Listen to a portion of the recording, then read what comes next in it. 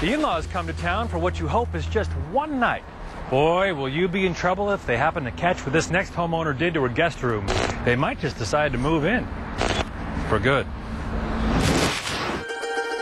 Hi, I'm Carissa Dami from Spokane, Washington. However, my in-laws are from Italy, so I decided to create a special guest room just for them. So come and check out our Piazza dei Dami. Come on.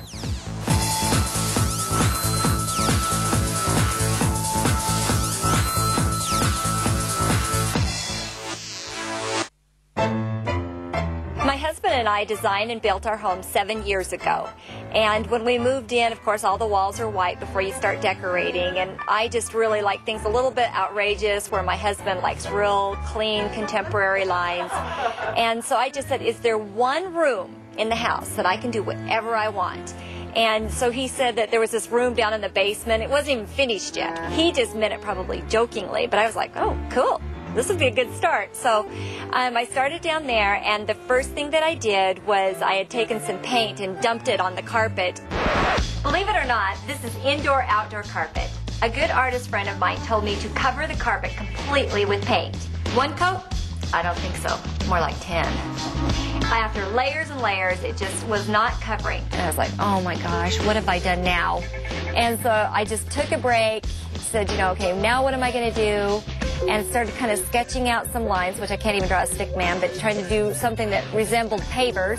And after I got done doing just a couple of them, I'm like, wow, this looks kind of good. And then after that, I sketched in some of the grout lines and painted over them. And then after that had dried, that I came back with just a couple different other colors and kind of dry brushed over the top of them, just so that it would look like different colored rocks.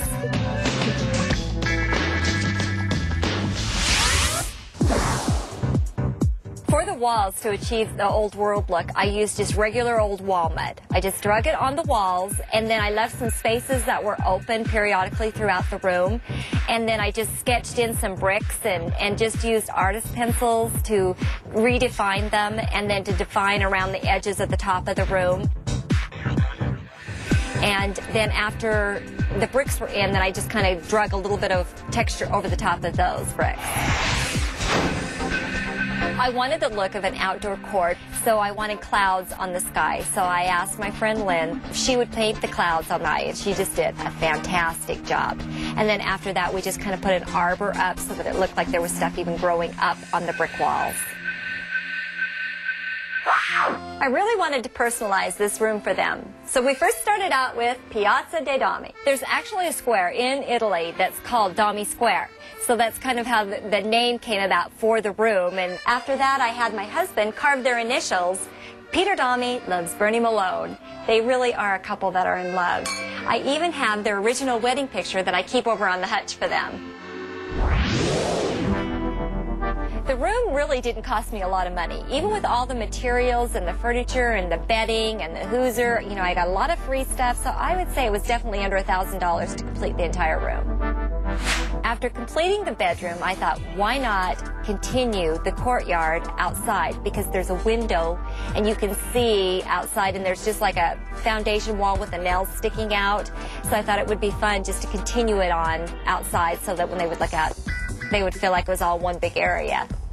Out here I wanted a little bit more texture, so what I did was I cut out bricks out of particle board and placed them on the wall, and then I carried the texture over it just to give it even a little bit more definition. The heavier you put the texture on, the bigger the cracks you get, and I wanted it to look like this had been here for over 100 years.